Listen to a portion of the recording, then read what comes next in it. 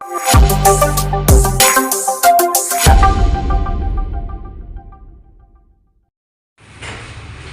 Mass മോട്ടോഴ്സിൽ നിന്നാണ്. നമ്മൾ Honda Activa വണ്ടിയുടെ ബാറ്ററി ചാർജ് കയറാത്ത ഒരു കംപ്ലയിൻറ്റുമായിട്ട് വന്നേക്കുന്നതാണ്. അപ്പോൾ നമ്മൾ അതിൻ്റെ ബാറ്ററി ഒരു പ്രാവശ്യം ഫുൾ ചാർജ് ചെയ്തൊക്കെ വെച്ചായിരുന്നാണ്, പുതിയ ബാറ്ററിനെ വെച്ചായിരുന്നത്. അപ്പോൾ അന്ന് കീ സെറ്റ് കംപ്ലയിൻറ്റ് ഉണ്ടായിരുന്നു, പ്രത്യക്ഷത്തിൽ കീ സെറ്റ് കംപ്ലയിൻറ്റ് ഉണ്ടായിരുന്നു.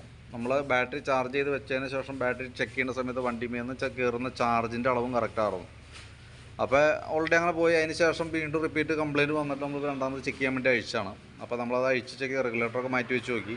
സ്റ്റാർട്ടർ കോയിൽ മാറ്റി വെച്ചപ്പോഴാണ് കംപ്ലയിൻറ്റ് റെഡി ആയിരിക്കണം കേട്ടോ. സ്റ്റാർട്ടർ കോയിൽ എന്ന് പറയുന്ന യൂണിറ്റ് എഞ്ചിൻ്റെ ഈ സൈഡിൽ വരുന്ന ഭാഗത്ത് തന്നെയാണ്, ഓയിൽ അസംബ്ലിയുടെ ഉള്ളിൽ തന്നെയാണ്. അപ്പോൾ നമ്മൾ വെച്ചേക്കുന്നതിനകത്ത് പുതിയ കോയിൽ സെറ്റാണ് വെച്ചേക്കണം കേട്ടോ. പുതിയ അസംബ്ലിയാണ് ഇപ്പോൾ കയറ്റിയേക്കണേ. ഇതാണ് അതിൻ്റെ പഴയ കോയിൽ സെറ്റ്. അപ്പോൾ ഇതിൻ്റെ കംപ്ലയിൻറ്റ് കൊണ്ടാണ് ചാർജ് കയറാഞ്ഞത് കേട്ടോ. റെക്ടിഫയർ നമ്മൾ മാറ്റി നോക്കിയതാണ്. സാധാരണ റെക്ടിഫയറൊക്കെയാണ് പ്രോബ്ലം വരാറ്, അപ്പോൾ റെക്ടിഫയറിൻ്റെ അല്ല. നമ്മളിത് മാറ്റി വെച്ചതിന് ശേഷം നമ്മൾ ബാറ്ററി വണ്ടി ഇപ്പോൾ സ്റ്റാർട്ട് ചെയ്തിട്ട് ബാറ്ററി ചാർജ് കയറുന്നതിൻ്റെ അളവും കൂടി ജസ്റ്റ് ഒന്ന് കാണിച്ചു തരാം. ഇപ്പോൾ നിലവിൽ ഇത് ഫുൾ ചാർജ് ചെയ്ത് വെച്ചേക്കണതാണ്. ഫുൾ ചാർജ് ചെയ്ത് വെച്ചേക്കണ ബാറ്ററി ആയതുകൊണ്ടാണ് 13 വോൾട്ട് വരെ കാണിച്ചേക്കണം കേട്ടോ. അപ്പോൾ ഞാൻ വണ്ടി ഒന്ന് സ്റ്റാർട്ട് ചെയ്യാണ്. സ്റ്റാർട്ട് ചെയ്തിട്ട് നോക്കുമ്പോൾ നമുക്ക് ശരിക്കും 14 വോൾട്ടിൻ്റെ മുകളിലേക്ക് വരണം. ശരിക്കും വണ്ടി സ്റ്റാർട്ട് ചെയ്ത് റേസ് ആവുന്ന സമയത്ത് അങ്ങനെയാണെങ്കിലാണ് നമുക്ക് ശരിക്കും വന്നത് 12 വോൾട്ട് ബാറ്ററി ആണെങ്കിലും വണ്ടി സ്റ്റാർട്ട് ചെയ്ത് വണ്ടി ഓടുന്ന സമയത്ത് 14 വോൾട്ട് അതിനകത്ത് ഫുള്ളായിട്ട് നിന്നാലാണ് ബാറ്ററി നമുക്ക് അതിനകത്തേക്ക് അങ്ങോട്ടേക്ക് ചാർജ് കയറേണ്ടതെന്ന് പറയാൻ പറ്റുള്ളൂ. ഇപ്പോൾ നമ്മൾ കോയിൽ മാറ്റിയതിന് ശേഷം അതിന് മുമ്പ് നമ്മൾ ചെക്ക് ചെയ്യുമ്പോൾ കയറുന്നുണ്ടായില്ല, അത് സ്റ്റേബിളായിട്ട് ആ രീതിയിൽ തന്നെ ചെറിയ വേരിയേഷനിൽ നിൽക്കുന്നുണ്ടായിരുന്നു. ഇപ്പോൾ നമ്മളത് കോയിൽ അസംബ്ലി മാറ്റിയതിന് ശേഷം നമ്മളൊന്ന് സ്റ്റാർട്ട് ചെയ്ത് നോക്കണം. വണ്ടി സ്റ്റാർട്ട് ചെയ്യുന്ന സമയത്ത് ഇപ്പോൾ വണ്ടി സ്റ്റാർട്ട് ചെയ്യാണ്. വണ്ടി സ്റ്റാർട്ട് ചെയ്യുന്ന സമയത്ത് ജസ്റ്റ് വോൾട്ട് കുറഞ്ഞു, അതിന് ശേഷം ബാറ്ററിയിലേക്ക് കയറാണ്.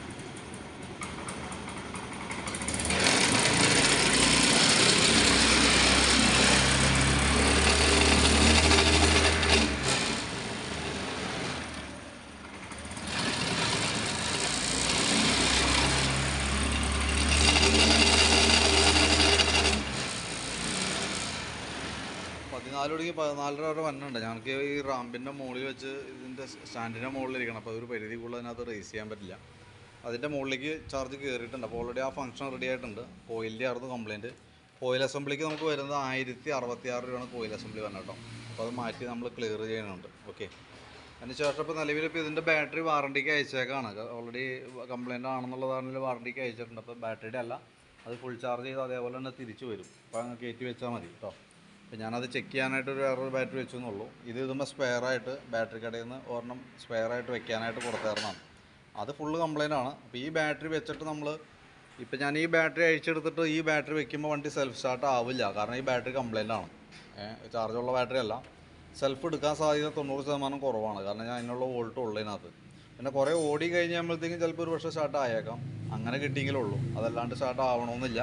എന്ന് കരുതി അത് കംപ്ലയിൻ്റ് ഉണ്ടെന്നല്ല. കാരണം എന്താ വെച്ചാൽ ബാറ്ററി ഫുൾ ചാർജ് ആണെങ്കിലാണ് ആ ഫംഗ്ഷൻ കറക്റ്റായിട്ട് ചാർജിനകത്തേക്ക് ആവുള്ളൂ.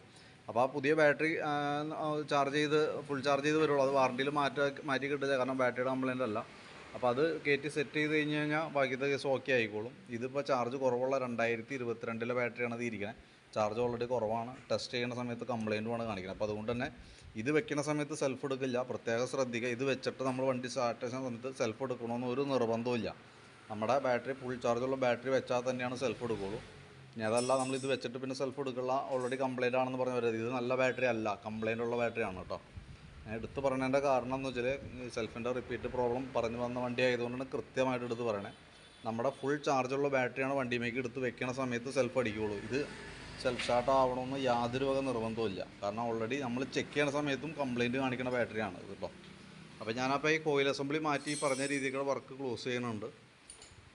വണ്ടി ബില്ലായി കഴിഞ്ഞാൽ വിളിക്കാം. ഓക്കെ, അതിൻ്റെ എസ്റ്റിമേറ്റ് ഡീറ്റെയിൽസൊക്കെ ഓൾറെഡി ഇപ്പോൾ തന്നെ നമുക്ക് വാട്സപ്പിൽ വരും. പിന്നെ അതിക്ക് മുമ്പിലത്തെ ഒരു വണ്ടി നമ്മൾ ചെയ്തേക്കണതിൻ്റെ ബാലൻസ് നിൽക്കുന്നുണ്ട്, അതടക്കമുള്ളൊരു എസ്റ്റിമേറ്റ് വാട്സപ്പിലേക്ക് ഇട്ടേക്കാം. വർക്ക് കംപ്ലീറ്റ് ആയി കഴിഞ്ഞപ്പോഴത്തേക്കും ഒന്ന് ഓടിച്ചൊക്കെ നോക്കിയിട്ട് വിളിക്കാം. എന്തായാലും നമുക്ക് ഈ പറഞ്ഞേക്കണത് ഈ വർക്ക് മാത്രമേ ഉള്ളൂ. ആ വർക്കുമായി ബന്ധപ്പെട്ട ഇത് മാത്രമാണ് നമ്മൾ ചെയ്തേക്കണം കേട്ടോ. ബാറ്ററി ചാർജുമായി ബന്ധപ്പെട്ട കംപ്ലയിൻറ്റ് ഉണ്ടായിരുന്നു, പിന്നെ കിക്കറിൻ്റെ കംപ്ലയിൻറ്റ്. ഈ 2 കേസുമാണ് ചെയ്തേക്കണേ.